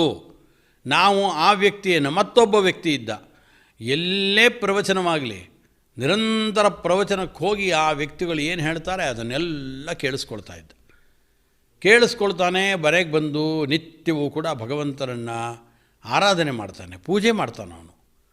ಆದ್ದರಿಂದ ಈ ಪೂಜೆ ಮಾಡೋದು ಅಥವಾ ಭಗವತ್ ಕಥಾವನ್ನು ನಿರಂತರವಾಗಿ ಶ್ರವಣ ಮಾಡ್ತಾನೆ, ತಾನು ಮನಸಾರ ಭಗವಂತನಿಗೆ ತನ್ನನ್ನು ಸಮರ್ಪಣೆ ಮಾಡಿಕೊಳ್ತಾನೆ, ಕಥೆಯನ್ನು ಕೇಳ್ತಾ ಕೇಳ್ತಾ ಧಾರಾಕಾರವಾಗಿ ಕಣ್ಣುಗಳಿಂದ ಆನಂದಾಶ್ರುಗಳನ್ನು ಸುರಿಸ್ತಾ ಇದ್ದಾನೆ. ಈ ವ್ಯಕ್ತಿಯನ್ನು ನೋಡಿದಾಗ ನಮಗೇನು ಅನಿಸುತ್ತೆ, ಇವನು ಭಗವಂತನ ಭಕ್ತ ಅಂತ ಅಂತೀವಿ. ಹಾಗಾದರೆ ಅವನಲ್ಲಿ ಭಕ್ತಿ ಇದೆ ಅಂತ ನಾವು ಗುರುತಿಸೋದಕ್ಕೆ ಅವನು ಮಾಡುವ ಈ ವ್ಯಾಪಾರ, ಅವನ ಈ ಒಂದು ಚರ್ಯೆ, ಅವನ ಕ್ರಿಯೆ, ಇದು ಒಂದು ಭಕ್ತಿಯನ್ನು ಸೂಚನೆ ಮಾಡುವ ಲಕ್ಷಣ. ಹಾಗಾಗಿ ಅನೇಕ ವಿಧವಾದ ಲಕ್ಷಣಗಳಿದೆ ಭಕ್ತಿಯನ್ನು ಸೂಚನೆ ಮಾಡೋದಕ್ಕೆ. ಎಲ್ರಿಗೂ ಕೂಡ ನೀವು ಪ್ರವಚನವನ್ನೇ ಕೇಳಬೇಕು, ಆನಂದಾಶ್ರುಗಳನ್ನು ಸುರಿಸಬೇಕು ಅಂತ ಹೇಳೋಣ ಅಂದರೆ ಆಗೋದಿಲ್ಲ. ಕೆಲವರಿಗೆ ಆಸಕ್ತಿ ಇರೋದಿಲ್ಲ, ಕೆಲವರಿಗೆ ಅನುಕೂಲವಿರೋದಿಲ್ಲ, ಕೆಲವರ ಸ್ವಭಾವವೇ ಆ ಥರ ಇರೋದಿಲ್ಲ. ಆದ್ದರಿಂದ ಆ ವ್ಯಕ್ತಿಗಳು ಕೆಲವರ ಸ್ವಭಾವಗಳು ಬದಲಾವಣೆ ಆಗ್ತಾ ಇರ್ಬೋದು. ಅನಂತರದಲ್ಲಿ ಕೆಲವು ವ್ಯಕ್ತಿಗಳು ಒಂದು ರೀತಿ ಆಚರಣೆ ಮಾಡೋದರಿಂದ ಮತ್ತೊಂದಕ್ಕೆ ಬದಲಾವಣೆಯನ್ನು ಪಡ್ಕೊಳ್ಬೋದು. ಆದರೂ ಈ ವ್ಯಕ್ತಿಗಳು ಈ ರೀತಿಯಾಗಿ ಭಗವಂತನ ಸೇವೆಯನ್ನು ಮಾಡ್ತಾ ಇದ್ದಾರೆ ಅನ್ನೋದು ಮಾತ್ರ ನಿಜ. ತಮ್ಮ ಭಕ್ತಿಯನ್ನು ಪ್ರದರ್ಶನ ಮಾಡ್ತಾ ಇರೋದು ಮಾತ್ರ ನಿಜ. ಆದ್ದರಿಂದ ನಾವೇನು ಅಂದ್ಕೊಳ್ಬೋದಪ್ಪ ಅವ್ರನ್ನ ಅಂದರೆ, ಇಲ್ಲ ಈತ ಭಕ್ತನಿದ್ದಾನೆ ಅಂತ ತಿಳ್ಕೊಳ್ಬೋದು. ಆದ್ದರಿಂದ ನೀನು ಹೀಗೇ ಮಾಡು ಅಂತ ನಾವು ಅವನಿಗೆ ಹೇಳಲಿಕ್ಕಾಗೋಲ್ಲ. ಅನೇಕ ವಿಧವಾದ ವಿಚಾರಗಳನ್ನು ಆತ ಕೇಳ್ಬೋದು ಅಥವಾ ಇನ್ನೊಬ್ಬರು ಮಾಡಿದ್ದನ್ನು ನೋಡ್ಬೋದು. ಅವನೇ ತನ್ನಷ್ಟಿಗೆ ತಾನು ತನ್ನ ಚರ್ಯೆಗಳಲ್ಲಿ, ತನ್ನ ಕ್ರಿಯೆಗಳಲ್ಲಿ, ತನ್ನ ಆಚರಣೆ ಅನುಷ್ಠಾನಗಳಲ್ಲಿ ಬದಲಾವಣೆಯನ್ನು ಬೇಕಾದರೆ ಅವನು ತಂದುಕೊಳ್ಬೋದು. ಆದ್ದರಿಂದ ಹಿರಣ್ಯಕಶಿಪುವಿನ ಬಳಿ ಪ್ರಹ್ಲಾದನನ್ನು ಕರ್ಕೊಂಡು ಬಂದರು. ಪ್ರಹ್ಲಾದನನ್ನು ಕರ್ಕೊಂಡು ಬಂದಾಗ, ಕಿಂಚಿದುಚ್ಯತಾಂ, ಹೇಳಪ್ಪ ಪ್ರಹ್ಲಾದ, ಇಷ್ಟು ವರ್ಷಗಳ ಕಾಲ ಅಧ್ಯಯನವನ್ನು ಮಾಡಿದ್ಯಲ್ಲ ಅಂತ ಹೇಳಿ ಎರಡನೇ ಬಾರಿ ಕರ್ಕೊಂಡು ಬಂದಾಗ, ಏನಾದರೂ ನೀನು ಕಲ್ತಿರೋದರಲ್ಲಿ ತನ್ಮನ್ಯೇ ಅಧೀತಮುತ್ತಮಂ ಅಂದ. ಯಾವುದು ನೀನು ಉತ್ತಮವಾದ ಕಲ್ತಿದ್ಯೋ ಅದರಲ್ಲಿ ಒಂದು ಹೇಳು ಅಂತ ಹೇಳಿದಾಗ ಕೂಡಲೇ ಪ್ರಹ್ಲಾದ ಹೇಳಿದ್ದೇನೆಂದರೆ, ಶ್ರವಣಂ ಕೀರ್ತನಂ ಚೈವ ಮನನಂ ಪಾದಸೇವನಂ ಅರ್ಚನಂ ವಂದನಂ ದಾಸ್ಯಂ ಸಖ್ಯಂ ಆತ್ಮನಿವೇದನಂ ಅಂತ ಇದನ್ನು ಹೇಳ್ದ. ಇದೇ ನಾನು ತಿಳ್ಕೊಂಡಿರೋದಲ್ಲಿ ಉತ್ತಮವಾದದ್ದು. ಶ್ರವಣಂ ಕೀರ್ತನಂ ವಿಷ್ಣೋ ಮನನಂ ಪಾದಸೇವನಂ ಅರ್ಚನಂ ವಂದನಂ ದಾಸ್ಯಂ ಸಖ್ಯಂ ಆತ್ಮನಿವೇದನಂ ಇದು ಪುಂಸಾರ್ಪಿತ ವಿಷ್ಣೋ ಭಕ್ತಿಶ್ಚೇನ್ನವಲಕ್ಷಣ ಕ್ರಿಯತೆ ಭಗವತಿ ಅದ್ಧಾ ತನ್ಮಧ್ಯೆ ಅದೀತಮುತ್ತಮಂ ಅಂತ ಅಂದ ಪ್ರಹ್ಲಾದ. ಆದ್ದರಿಂದ ಪ್ರಹ್ಲಾದ ಹೇಳಿದ್ದೇನಪ್ಪ, ಶ್ರವಣ, ಮನನ, ಕೀರ್ತನ, ಇದೆಲ್ಲ ಪಾದಸೇವನ, ಇದೆಲ್ಲವನ್ನು ಹೇಳ್ದ. ಇದೆಲ್ಲ ಏನಿದೆಲ್ಲ, ಇದೆಲ್ಲ ಏನು ಅಂತಂದರೆ ಭಕ್ತನಾಗಿದ್ದಾನೆ ಈತ ಅಂತ ಗುರುತಿಸೋದಕ್ಕೆ ಅವನು ಮಾಡುವ ಒಂದೊಂದು ವ್ಯಾಪಾರಗಳು. ಎಲ್ಲವನ್ನೂ ಒಬ್ಬನೇ ಮಾಡ್ತಾ ಇದ್ದಾನೆ ಅಂತ ಹೇಳಲಿಕ್ಕಾಗೋಲ್ಲ, ಹೇಳೋಕ್ಕಾಗಲ್ಲ. ಒಬ್ಬ ಉಪನ್ಯಾಸವನ್ನು, ಭಗವತ್ ಕಥೆಗಳನ್ನು, ಭಾಗವತಾದಿ ಕಥೆಗಳನ್ನು ಕೇಳೋದಕ್ಕೆ ತುಂಬ ಆಸಕ್ತನಿರ್ಬೋದು. ನಿಶ್ಚಲನಾಗಿ ಕೇಳ್ತಾ ಇರ್ತಾನೆ. ಅವನಿಗೆ ನಾವು ನೀನು ನರ್ತನ ಮಾಡಿ ಭಗವಂತನನ್ನು ಒಲಿಸ್ಕೋ ಅಂಥೇಳಿ ಹಾಡುಗಳನ್ನು ಹೇಳು ಅಂತ ಹೇಳಿದ್ರೆ ಬಾಯಿ ಬಿಟ್ಟರೆ ಅವನದು ಗೊಗ್ಗರ ಧ್ವನಿ ಇರುತ್ತೆ. ಆದ್ದರಿಂದ ಅವನು ಎಂದೂ ಕೂಡ ನಾನು ಬಾಯಿ ಬಿಟ್ಟು ಹಾಡು ಹೇಳಲ್ಲ ಅಂತ ಹೇಳ್ತಾನವನು. ಯಾಕೆ ನೀನು ಭಗವಂತನ ಗಾನವನ್ನು ಮಾಡಬಾರ್ದು ಅಂತ ನಾವು ಕೇಳಿದ್ರೆ ಅವನ ಅಸಾಮರ್ಥ್ಯ ಏನು ಅಂತ ಅವನಿಗೆ ಗೊತ್ತಿರುತ್ತೆ. ಆದ್ದರಿಂದ ಆತ ಗಾನವನ್ನು ಮಾಡೋದಕ್ಕೆ ಹೋಗೋದಿಲ್ಲ. ಮತ್ತೇನು ಮಾಡ್ತಾನೆ ಅಂದರೆ ಭಗವತ್ ಕಥಾ ಶ್ರವಣದಲ್ಲಿ ತಲ್ಲೀನನಾಗಿ ಭಗವತ್ಕಥೆಯನ್ನು ಕೇಳ್ತಾ ಇರ್ತಾನೆ. ಅವನಿಗೆ ಭಕ್ತಿ ಇಲ್ಲ ಅಂತ ಹೇಳೋದೇ, ಯಾರು ಚೆನ್ನಾಗಿ ಹಾಡ್ತಾ ಇದ್ದಾರೋ ಅವ್ರಿಗೆ ಮಾತ್ರ ಭಕ್ತಿ ಇದೆ ಅಂತ ಹೇಳೋದೇ ಹಾಗೇನಿಲ್ಲ. ಇದೆಲ್ಲವೂ ಒಬ್ಬ ವ್ಯಕ್ತಿ ಭಗವದ್ಭಕ್ತನಾಗಿದ್ದಾನೆ ಅಂತ ನಾವು ಗುರುತಿಸೋದಕ್ಕೆ ಇವೆಲ್ಲವೂ ಕೂಡ ಒಂದು ವಿಭಿನ್ನವಾದ ಚಿಹ್ನೆಗಳು ಮಾತ್ರ. ಆದ್ದರಿಂದ ಈ ಚಿಹ್ನೆಗಳಲ್ಲಿ ಯಾವ ಚಿಹ್ನೆಯನ್ನು ಯಾರು ಬೇಕಾದರೂ ಅಳವಡಿಸ್ಕೊಳ್ಬೋದು. ಅದು ಅವರವರ ಸೌಲಭ್ಯಕ್ಕೆ ಬಿಟ್ಟ ವಿಚಾರ, ಅವರವರ ಸ್ವಭಾವ, ಅವರವರ ದೈಹಿಕವಾದ ಏನು ಅವಯವಗಳ ಸಂಸ್ಥಾನ ವಿಶೇಷ ಇದೆ ಅವುಗಳಿಗೆ ಸಂಬಂಧಪಟ್ಟ ವಿಚಾರ. ಕಾಲೇ ಇಲ್ಲ ಒಬ್ಬ ವ್ಯಕ್ತಿಗೆ. ಇನ್ನೊಬ್ಬ ವ್ಯಕ್ತಿ ನೋಡಿದ್ರೆ ಮಾರ್ಗ ಮಧ್ಯದಲ್ಲಿ ಪ್ರತಿನಿತ್ಯ ದೇವರ ಹಾಡುಗಳನ್ನು ಹೇಳಿಕೊಂಡು ನರ್ತನ ಮಾಡ್ಕೊಂಡು ಬರ್ತಾ ಇದ್ದಾನೆ. ನಾವು ಆವಾಗ ಅಂತೀವಿ, ಅಯ್ಯೋ ನರ್ತನ ಮಾಡ್ತಾ ಇದ್ದಾನೆ, ದೇವರ ಹಾಡುಗಳನ್ನು ಹೇಳ್ತಾ ಇದ್ದಾನೆ, ಎಷ್ಟು ತಲ್ಲೀನನಾಗಿ ನಿರ್ಭಿಡನಾಗಿ ಯಾವುದೇ ಲಜ್ಜೆ ಇಲ್ಲದೆ ನರ್ತನ ಮಾಡ್ತಾ ಇದ್ದಾನಲ್ಲಪ್ಪ, ಎಂಥ ಭಕ್ತ ಇವನು ಭಗವಂತಂದು ಅಂದ್ವಿ. ಇನ್ನೊಬ್ಬನಿಗೆ ಕಾಲೇ ಇಲ್ಲ, 2 ಕಾಲಗಳನ್ನು ಕಳ್ಕೊಂಡಿದ್ದಾನೆ. ನರ್ತನ ಮಾಡು ಅಂದರೆ ಮಾಡೋಕ್ಕಾಗತ್ತ? ಅವನು ಮಾಡೋಕ್ಕಾಗಲ್ಲ. ಆದ್ದರಿಂದ ಅವನು ತನ್ನ ಭಕ್ತಿಯನ್ನು ಭಗವಂತನಲ್ಲಿ ತೋರ್ಪಡಿಸೋದಕ್ಕೆ ಮತ್ತೊಂದು ದಾರಿಯನ್ನು ಆತ ಆಯ್ಕೆ ಮಾಡಿಕೊಂಡಿರ್ತಾನೆ. ಆ ದಾರಿ ತಪ್ಪಲ್ಲ. ಅದು ಅವನೂ ಭಕ್ತನೇ, ಇವನು ಭಕ್ತನೇ. ತಮ್ಮ ಭಕ್ತಿಗಳನ್ನು ಪ್ರದರ್ಶನ ಮಾಡೋದಕ್ಕೆ, ಭಕ್ತಿಗಳನ್ನು ಬೇರೆಯವರು ನಾವು ಅವರ ಭಕ್ತಿಗಳನ್ನು ಗುರುತಿಸೋದಕ್ಕೆ ಒಂದೊಂದು ವಿಧವಾದ ಚಿಹ್ನೆಗಳನ್ನು ಅವರು ಅವಲಂಬಿಸ್ಕೊಂಡಿರ್ತಾರೆ. ಆದರೆ ಅವರೆಲ್ಲರ ಮನಸ್ಸಿನಲ್ಲಿ ಇರತಕ್ಕಂಥ ಭಕ್ತಿ ಎಂಬ ಮಾನಸಿಕವಾದ ಭಾವನೆ ಅದು ಸಮಾನ. ಆದ್ದರಿಂದ ಈ ಕ್ರಿಯೆಗಳನ್ನು ಅನುಸರಿಸ್ಕೊಂಡು ನಾವು ನವವಿಧವಾದ ಭಕ್ತಿ ಅಂತ ಕರಿತೀವಿ ಹೊರತು ಭಕ್ತಿ ಏನು ನವವಿಧ ಅಂತಲ್ಲ. ಭಕ್ತಿಯನ್ನು ಸಾಮಾನ್ಯವಾಗಿ ಗುರುತಿಸೋದಕ್ಕೆ ಬೇಕಾದಂಥ ಚಿಹ್ನೆಗಳು 9 ವಿಧವಾಗಿದೆ ಅಂತ ನಾವು ಭಾವಿಸ್ಕೊಂಡು ಭಕ್ತಿಯನ್ನು ನವವಿಧ ಅಂತ ಕರೆದಿರ್ಬೋದು ಅಷ್ಟೇ ಹೊರತು. ಆದ್ದರಿಂದ ಅದನ್ನೇ ಇಲ್ಲಿ ಭಗವದ್ಗೀತೆಯಲ್ಲಿ ಶ್ರೀಕೃಷ್ಣ ಹೇಳುವಂಥ ಮಾತು.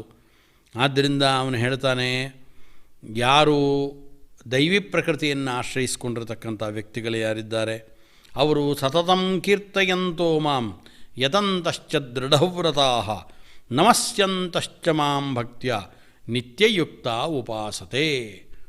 ಆದ್ದರಿಂದ ಭಾಗವತದಲ್ಲಿ ಪ್ರಹ್ಲಾದರಾಜರು ಹೇಳಿದಂತೆ ಅದೇ ರೀತಿಯಾಗಿ ಇಲ್ಲೂ ಕೂಡ ಅನೇಕರು ಹೇಳ್ತಾರೆ, ಸತತಂ ಕೀರ್ತಯಂತೋ ಮಾಂ.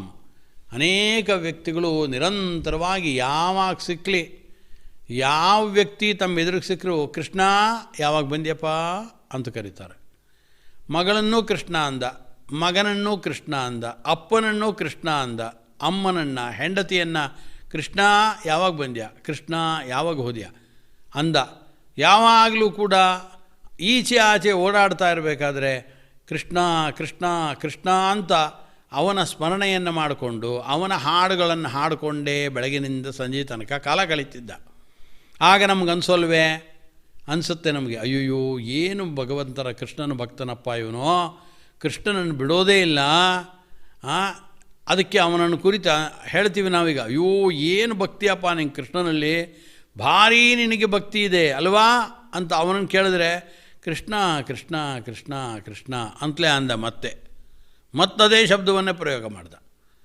ಅಂದರೆ ಹೀಗೆ ಕೃಷ್ಣ ಕೃಷ್ಣ ಅಂತ ಹಾಡುಗಳ ಮುಖಾಂತರವಾಗಿ ಕೀರ್ತನೆಯನ್ನು ಮಾಡಿದವರಾಗ್ಬೋದು. ನಾವು ನಮ್ಮ ಇತಿಹಾಸಗಳಲ್ಲಿ ನೋಡ್ತೀವಿ, ನಾರದರು ನಿರಂತರವಾಗಿ ಭಗವಂತನ ಕಥೆಗಳನ್ನು, ಭಗವಂತನ ಹಾಡುಗಳನ್ನು ಹೇಳಿಕೊಂಡು ತಮ್ಮ ದೇವದತ್ತ ಎಂಬತಕ್ಕಂಥ ವೀಣೆಯನ್ನು ನುಡಿಸ್ಕೊಂಡು ಭಗವಂತನ ಕೀರ್ತನೆಯನ್ನು ಮಾಡ್ತಾ ಎಲ್ಲ ಕಡೆ ಸಂಚಾರ ಮಾಡ್ತಾ ಇರ್ತಾರೆ. ಅದನ್ನು ಕೇಳಿದ್ದೇವೆ. ದಾಸರುಗಳು, ಪುರಂದರದಾಸರು, ಕನಕದಾಸರು, ವಿಜಯದಾಸರು, ಗೋಪಾಲದಾಸರು, ಹೀಗೆ ಅನೇಕ ವಿಧವಾದ ದಾಸರುಗಳು, ಕನಕದಾಸರು ಮೊದಲಾದ ಎಲ್ಲ ದಾಸರುಗಳು ಕೂಡ ತಾವು ನಿರಂತರವಾಗಿ ಕೀರ್ತನೆಗಳನ್ನು ಹಾಡ್ತಾ ಹಾಡ್ತಾ ತಮ್ಮ ಭಗವದ್ಭಕ್ತಿಯನ್ನು ಶ್ರೀನಿವಾಸ ದೇವರಲ್ಲಿ ಪ್ರಕಟ ಮಾಡಿದ್ದಾರೆ. ಆದ್ದರಿಂದ ನಿರಂತರವಾಗಿ ಸತತಂ ಕೀರ್ತಯಂತೋ ಮಾಂ, ಸತತವಾಗಿ ಕೃಷ್ಣ ಕೃಷ್ಣ ಅಂತ ಅವನ ಹಾಡುಗಳನ್ನು, ಅವನ ಗುಣಗಳನ್ನು ಗಾನ ಮಾಡುವವರು ಇದ್ದಾರೆ. ನಿರಂತರವಾಗಿ ಶುಕಾಚಾರ್ಯರಿದ್ದರು. ಶುಕಾಚಾರ್ಯರು ಹಾಡು ಹೇಳ್ತಾ ಇದ್ದರು ಅಂತ ಹೇಳೋಲ್ಲ. ಶುಕಾಚಾರ್ಯರು ನಿರಂತರವಾಗಿ ಭಗವಂತನ ಕಥಾಪ್ರವಚನವನ್ನು ಮಾಡಿದ್ರು, ಭಾಗವತ ಸಪ್ತಾಹವನ್ನು ನಡೆಸಿಕೊಟ್ರು. ಸನಕ ಸನಂದನಾದಿ ಋಷಿಗಳು ಮುನಿಗಳು ಅವರು ಭಾಗವತ ಸಪ್ತಾಹವನ್ನು ನಡೆಸಿದ್ರು ಅಂತ ಕೇಳ್ತೀವಿ. ಗೋಕರ್ಣ ಎಂಬುವನು ನಡೆಸ್ದ ಅಂತ ಕೇಳ್ತೀವಿ. ಅನೇಕರು ಸೂತ ಪುರಾಣಿಕರಿದ್ದರು.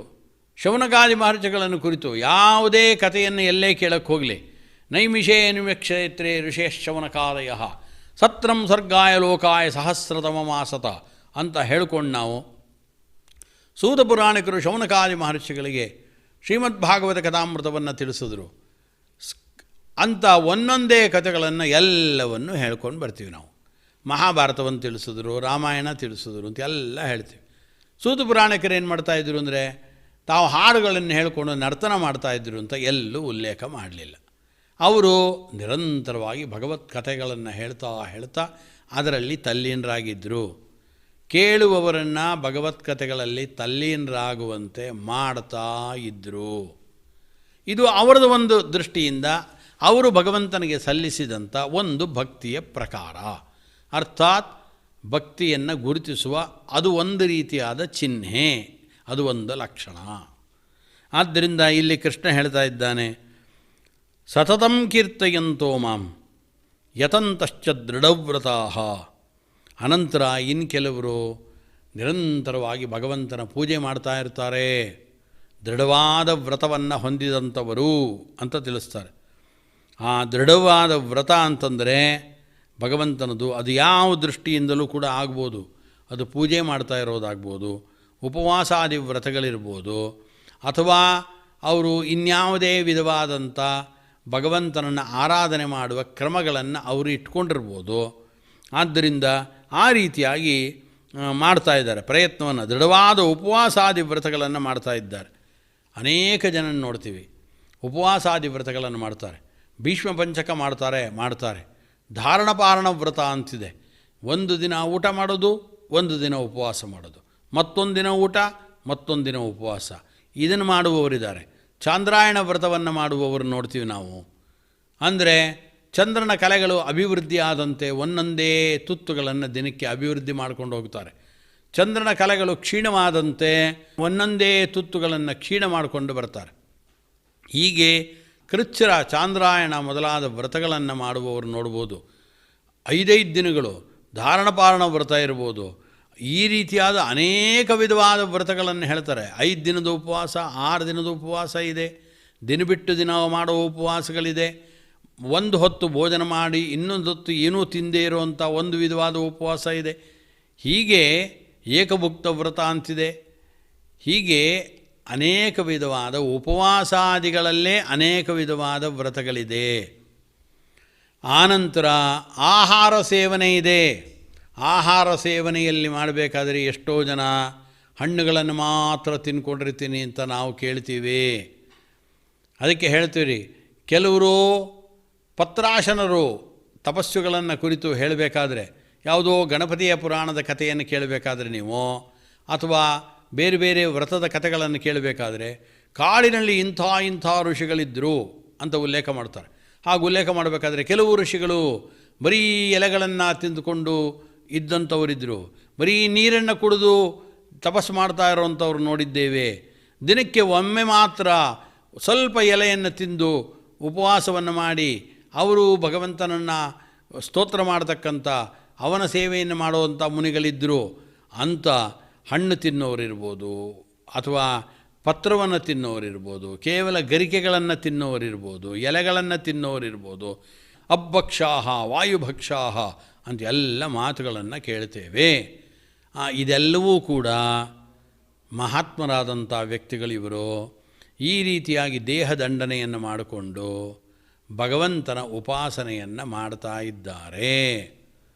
ಆದ್ದರಿಂದ ಇವರೂ ಕೂಡ ಸತತಂ ಕೀರ್ತಯಂತೋ ಮಾಂ ಯತಂತಶ್ಚ ದೃಢವ್ರತಾಃ ಅಂತ ಹೇಳಿ ನಮಸ್ಯಂತಶ್ಚ ಮಾಂ ಭಕ್ತ್ಯಾ ನಿತ್ಯಯುಕ್ತ ಉಪಾಸತೆ. ಆದ್ದರಿಂದ ನಿತ್ಯವೂ ನನ್ನಲ್ಲಿ ಮನಸ್ಸನ್ನು ಇಟ್ಟು ನಿತ್ಯಯುಕ್ತಾ, ಒಟ್ಟು ಯಾವುದೇ ದೃಷ್ಟಿಯಿಂದ ಈ ವಿಭಿನ್ನವಾದ ಕ್ರಿಯೆಗಳಾಗಿರ್ಬೋದು, ಏತನ್ಮುಖಾಂತರವಾಗಿ ಮತ್ಕರ್ಮ ಕೃತ್ ಮತ್ಪರಮಃ ಮದ್ಭಕ್ತ ಸಂಗವರ್ಜಿತ ಕೃಷ್ಣ ಹಲವು ಬಾರಿ ಈ ಮಾತನ್ನು ಭಗವದ್ಗೀತೆಯಲ್ಲಿ ಹೇಳ್ತಾ ಇದ್ದಾನೆ. ಮತ್ಕರ್ಮ ಕೃತೆ, ನನ್ನನ್ನು ಕುರಿತು ಕರ್ಮವನ್ನು ಮಾಡು, ಆನಂತರ ನನ್ನಲ್ಲಿ ಮನಸ್ಸಿನಿಡು, ನನ್ನನ್ನೇ ಆರಾಧನೆ ಮಾಡು ಅಂತ ಅನೇಕ ಬಾರಿ ಕೃಷ್ಣ ಇದರಲ್ಲಿ ಹೇಳ್ತಾ ಇದ್ದಾನೆ. ಆದ್ದರಿಂದ ನಿತ್ಯಯುಕ್ತರಾಗೋದು ಅಂದರೆ ಅದೇನೇ, ನಿತ್ಯವೂ ಭಗವಂತನಲ್ಲಿ ತಮ್ಮ ಮನಸ್ಸನ್ನು ತೊಡಗಿಸೋದು. ಹಾಗೆ ತೊಡಗಿಸುವಂಥವರಾಗಿ ನಿರಂತರವಾಗಿ ಭಗವಂತನ ಭಜನೆಯನ್ನು ಮಾಡ್ತಾ ಇರ್ತಾರೆ. ಹೀಗೆ ಭಜನೆ ಮಾಡುವಂಥ ವ್ಯಕ್ತಿಗಳು ಇವರು ಮಹಾತ್ಮರು. ಇವರಿಗೆ ಮೋಕ್ಷ ಕಟ್ಟಿಟ್ಟ ಬುತ್ತಿ, ಅರ್ಥಾತ್ ಇವರಿಗೆ ಮುಂದೆ ಅಪರೋಕ್ಷ ಜ್ಞಾನವಾಗುತ್ತೆ. ಅವರ ಶಾರೀರಿಕವಾದ ಮಲ ಅಲ್ಲ, ಮಾನಸಿಕವಾದ ಮಲಗಳೆಲ್ಲ ಕಳೆದು ಹೋಗುತ್ತೆ. ಅವರ ಅಂತಃಕರಣ ಶುದ್ಧವಾಗತ್ತೆ. ಶುದ್ಧವಾದ ಅಂತಃಕರಣದಲ್ಲಿ ಭಗವಂತ ಪ್ರತಿಫಲಿತನಾಗುತ್ತಾನೆ. ಅರ್ಥಾತ್ ಅವರ ಮನಸ್ಸಿನಲ್ಲಿ ಭಗವದ್ವಿಷಯಕವಾದ ಜ್ಞಾನ ಮೂಡೋದಕ್ಕೆ ಬೇಕಾದ ಅವಕಾಶಗಳಾಗ್ತವೆ. ನಿತ್ಯ ಜ್ಞಾನವನ್ನು ಸಂಪಾದನೆ ಮಾಡೋದಕ್ಕೆ ತೊಡಗುತ್ತಾರೆ. ಆ ಜ್ಞಾನವನ್ನು ಸಂಪಾದನೆ ಮಾಡಿ ಭಗವಂತನ ಅಪರೋಕ್ಷ ಜ್ಞಾನವನ್ನು ಪಡ್ಕೊಳ್ತಾರೆ. ಅಪರೋಕ್ಷ ಜ್ಞಾನವನ್ನು ಪಡ್ಕೊಂಡು ಅನಂತರದಲ್ಲಿ ಮೋಕ್ಷವನ್ನು ಪಡ್ಕೊಳ್ತಾರೆ. ಪ್ರಸಾದವನ್ನು ಪಡ್ಕೊಂಡು ಭಗವಂತನದು ಮೋಕ್ಷವನ್ನು ಪಡ್ಕೊಳ್ತಾರೆ. ಹೀಗೆ ಒಂದು ಮಹಾತ್ಮರು ಅಂತ ಏನೊಂದು ವಿಭಾಗ ಇದೆ, ಅವರು ಮಾಡುವ ಕ್ರಿಯೆಗಳನ್ನು ಮತ್ತೆ ಕೃಷ್ಣ ಇಲ್ಲಿ ತೋರಿಸ್ದ. ಆದ್ದರಿಂದ ಇಷ್ಟೆಲ್ಲ ಮಾಡೋರಿಗೂ ಕೂಡ ದ್ವೇಷಿಗಳು ಎಲ್ಲ ಕಡೆ ಒಟ್ಟಿಗೆ ಒಂದೇ ಸ್ಥಾನಕ್ಕೆ ಹೋಗಿ ಸೇರ್ತಾರೆ ಅಂದರೆ ಆವಾಗ ಅನೇಕ ವ್ಯಕ್ತಿಗಳು ಭಗವಂತನನ್ನು ಕಂಡ ವ್ಯಕ್ತಿಗಳು ಇಲ್ಲಿ ಬಂದು ಹೇಳಿದ್ದಾರೆ. ಭಗವಂತನ ಅಪರೋಕ್ಷ ಜ್ಞಾನವನ್ನು ಪಡೆದ ವ್ಯಕ್ತಿಗಳು ಹೇಗೆ ನಾವು ಅಪರೋಕ್ಷ ಜ್ಞಾನವನ್ನು ಪಡೆದಿದ್ದೇವೆ ಎಂದು ಉಪದೇಶಗಳನ್ನು ಕೊಟ್ಟಿದ್ದಾರೆ ಗ್ರಂಥದ ಮುಖಾಂತರವಾಗಿ. ಅವರು ಹೇಳ್ತಿದ್ರು, ಹಾಗಾದರೆ ಅಯ್ಯಯ್ಯೋ ನೀವೆಲ್ಲ ಇಷ್ಟೆಲ್ಲ ಕಷ್ಟಪಡಬೇಡಿ, ನಾವು ಮಾತ್ರ ಕಷ್ಟಪಟ್ಟು ಅಲ್ಲಿ ಮೋಕ್ಷಕ್ಕೆ ಹೋಗಿದ್ದೀವಿ, ಅಲ್ಲಿ ಬೈಕೊಂಡು ಭಗವಂತನನ್ನು ದ್ವೇಷ ಮಾಡಿಕೊಂಡೇ ಅನೇಕರು ಮೋಕ್ಷಕ್ಕೆ ಬಂದಿದ್ದಾರೆ, ನೀವು ಸುಲಭವಾದ ಆ ಮಾರ್ಗವನ್ನೇ ಹಿಡೀರಿ ಅಂತ ಹೇಳ್ತಿದ್ರು ಇಲ್ಲದಿದ್ದರೆ. ಆದರೆ ಆ ರೀತಿಯಾದ ಉಲ್ಲೇಖಗಳು ಯಾವ ಗ್ರಂಥದಲ್ಲೂ ಇಲ್ಲ. ಆದ್ದರಿಂದ ಅಂಥ ಭಗವಂತನನ್ನು ಸತತಂ ಕೀರ್ತಯಂತೋ ಮಾಂ ಯತಂತಶ್ಚ ದೃಢವ್ರತಾ ನಮಸ್ಯಂತಶ್ಚ ಮಾಂ ಭಕ್ತ್ಯ ನಿತ್ಯಯುಕ್ತ ಉಪಾಸತೆ ಅಂತ ಯಾವ ರೀತಿ ಹೇಳಿದ್ರು ಅಂಥ ಉಪಾಸನೆ ಕಡೆಗೆ ನಾವು ಸಣ್ಣ ಸಣ್ಣ ಹೆಜ್ಜೆಗಳನ್ನಿಟ್ಟು ಸಾಗೋಣ. ಆ ಹೆಜ್ಜೆಗಳನ್ನು ಇಡುವಲ್ಲಿ ಈ ಪ್ರವಚನ ಕುಸುಮಗಳು ಅವು ಮಾರ್ಗದರ್ಶನಗಳಾಗ್ತವೆ ಅಂತ ಹೇಳ್ತಾ ಈ ಪ್ರವಚನ ಕುಸುಮಗಳನ್ನು ಆ ಭಗವಂತನ ಚರಣಾರವಿಂದಗಳಿಗೆ ಸಮರ್ಪಣೆ ಮಾಡೋಣ. ಹರಯೇ ನಮಃ. ಶ್ರೀಕೃಷ್ಣಾರ್ಪಣಮಸ್ತು. ಆಚಾರ್ಯರ ಪ್ರವಚನವು ನಾವೆಲ್ಲರೂ ಕೂಡ ಸುಲಭವಾಗಿ ಅರ್ಥ ಮಾಡಿಕೊಂಡಿದ್ದೀವಿ ಅಂತ ಅಂದ್ಕೊಳ್ತೇನೆ. ಯಾಕೆಂದರೆ ಯಹ ಆಚರತಿ ಸಹ ಆಚಾರ್ಯ, ಯಾರು ಆಚರಣೆಯಲ್ಲಿ ಇಟ್ಟುಕೊಂಡು ಹೇಳ್ತಾರೋ ಅವ್ರಿಗೆ ಆಚಾರ್ಯರು ಅಂತ ಹೇಳ್ತಾರೆ. ಅದಕ್ಕಾಗಿ ಆಚಾರ್ಯರು ತುಂಬ ಸುಲಭವಾಗಿ ಈ ಅಧ್ಯಾಯದ ಪ್ರವಚನವನ್ನು ನೀಡಿದ್ದಾರೆ. ಈಗೆಲ್ಲರೂ ಕೂಡ ನಾವು 9ನೇ ಅಧ್ಯಾಯದ ಪಾರಾಯಣವನ್ನು ಮಾಡೋಣ. ಅಥ ಶ್ರೀಮದ್ಭಗವದ್ಗೀತಾಸು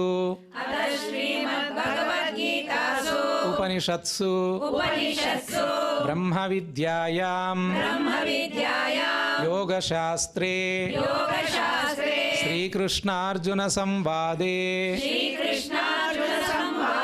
ರಾಜವಿದ್ಯಾ ರಾಜಗುಹ್ಯಯೋಗೋ ನಾಮ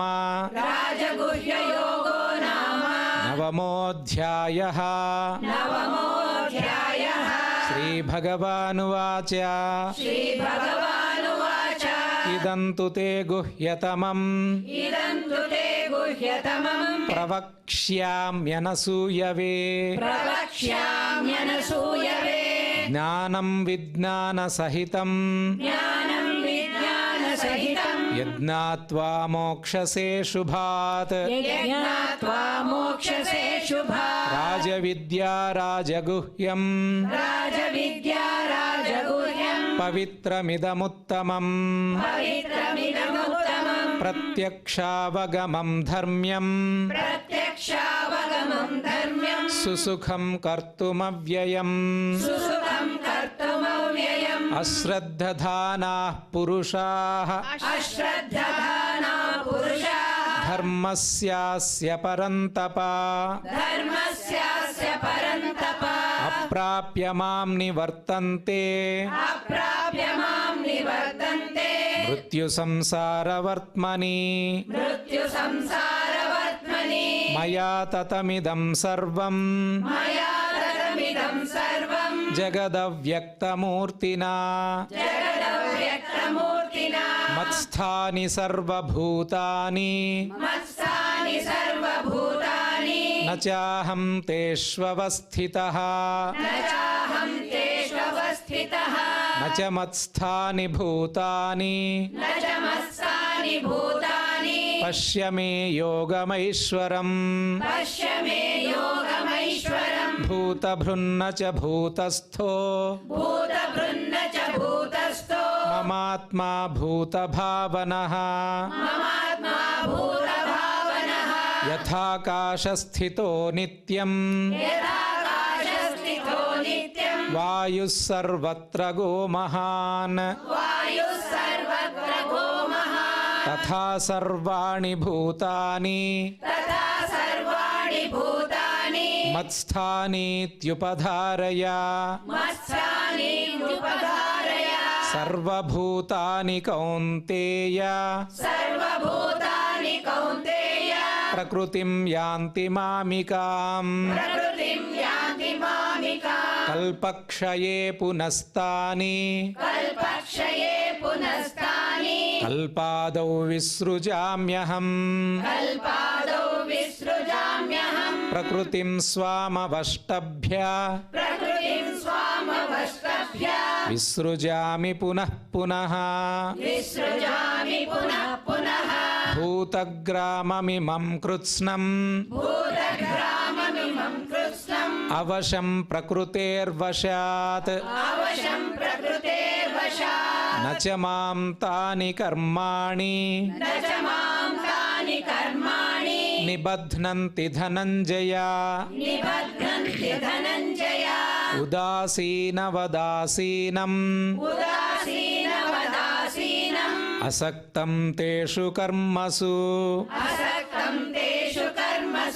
ಮಯಾಧ್ಯಕ್ಷೇಣ ಪ್ರಕೃತಿಃ ಸೂಯತೆ ಸಚರಾಚರಂ ಹೇತುನಾನೇನ ಕೌಂತೇಯ ಜಗದ್ವಿಪರಿವರ್ತತೆ ಅವಜಾನಂತಿ ಮಾಂ ಮೂಢಾಃ ಮಾನುಷೀಂ ತನುಮಾಶ್ರಿತಂ ಪರಂ ಭಾವಮಜಾನಂತೋ ಮಮ ಭೂತಮಹೇಶ್ವರಂ ಮೋಘಾಶಾಮೋಘಕರ್ಮಾಣೋ ಮೋಘಜ್ಞಾನಾವಿಚೇತಸಃ ರಾಕ್ಷಸೀಮಾಸುರೀಂ ಚೈವ ಪ್ರಕೃತಿಂ ಮೋಹಿನೀಂ ಶ್ರಿತಾಃ ಮಹಾತ್ಮಾನಸ್ತು ಮಾಂ ಪಾರ್ಥ ದೈವೀಂ ಪ್ರಕೃತಿಮಾಶ್ರಿತಾಃ ಭಜಂತ್ಯನನ್ಯಮನಸೋ ಜ್ಞಾತ್ವಾ ಭೂತಾದಿಮವ್ಯಯಂ ಸತತಂ ಕೀರ್ತಯಂತೋ ಮಾಂ ಯತಂತಶ್ಚ ದೃಢವ್ರತಾಃ ನಮಸ್ಯಂತಶ್ಚ ಮಾಂ ಭಕ್ತ್ಯಾ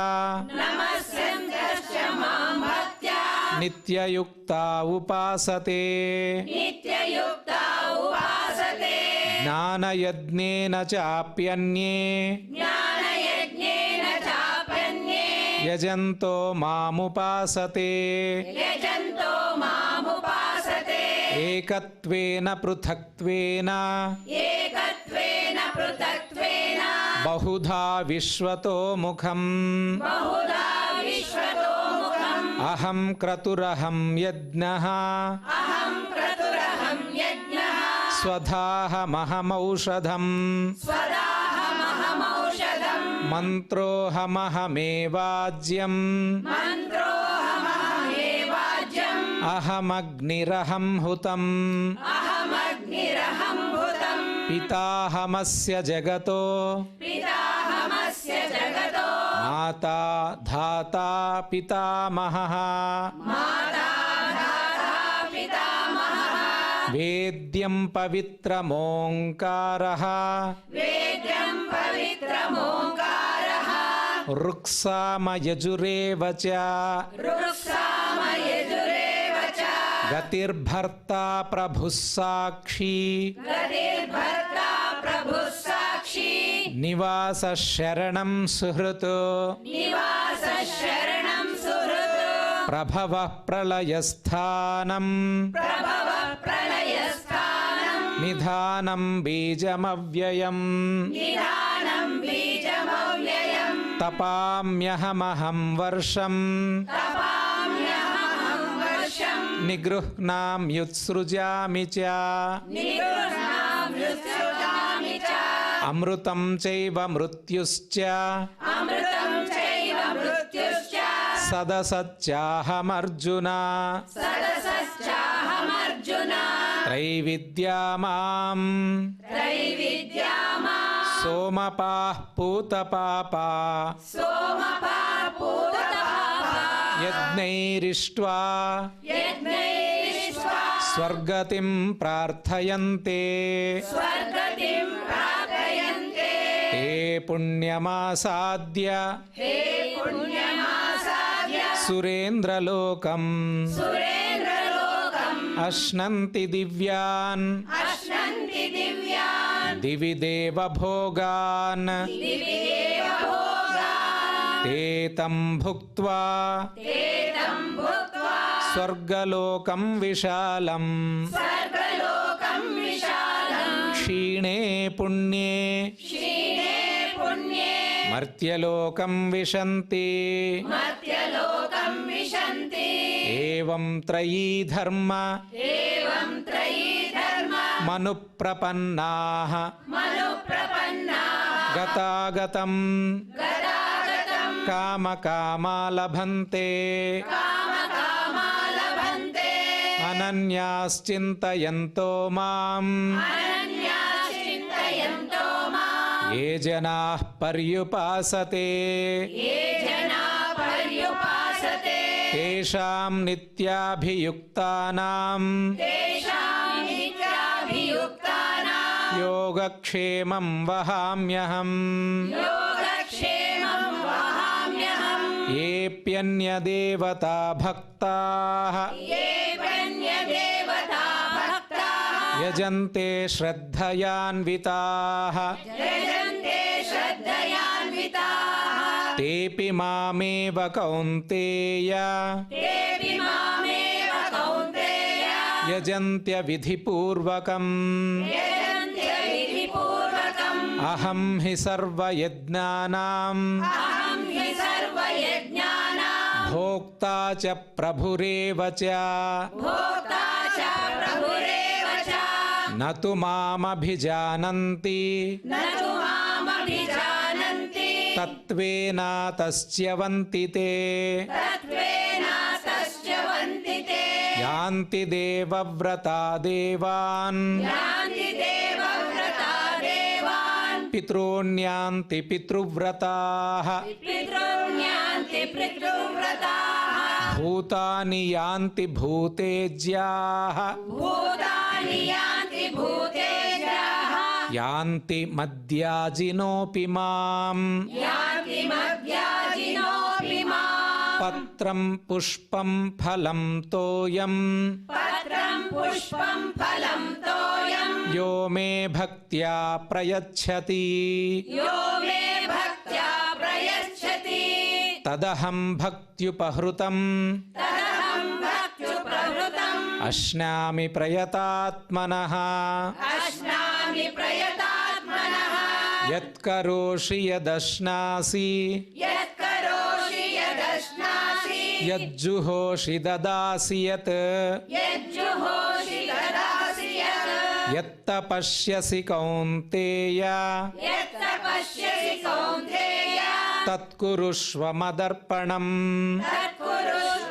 मदर्पणम् शुभाशुभफलैरेवं शुभाशुभफलैरेवं मोक्षसे कर्मबन्धनैः मोक्षसे कर्मबन्धनैः सन्न्यासयोगयुक्तात्मा सन्न्यासयोगयुक्तात्मा विमुक्तो मामुपैष्यसि विमुक्तो मामुपैष्यसि समोऽहं सर्वभूतेषु समोऽहं सर्वभूतेषु न मे द्वेष्योऽस्ति न प्रियः न मे द्वेषोऽस्ति न प्रियः ये भजन्ति तु मां भक्त्या ये भजन्ति तु मां भक्त्या मयि ते तेषु चाप्यहम् मयि ते तेषु चाप्यहम् अपि चेत् सुदुराचारो अपि चेत् दुराचारो भजते मामनन्यभाक् भजते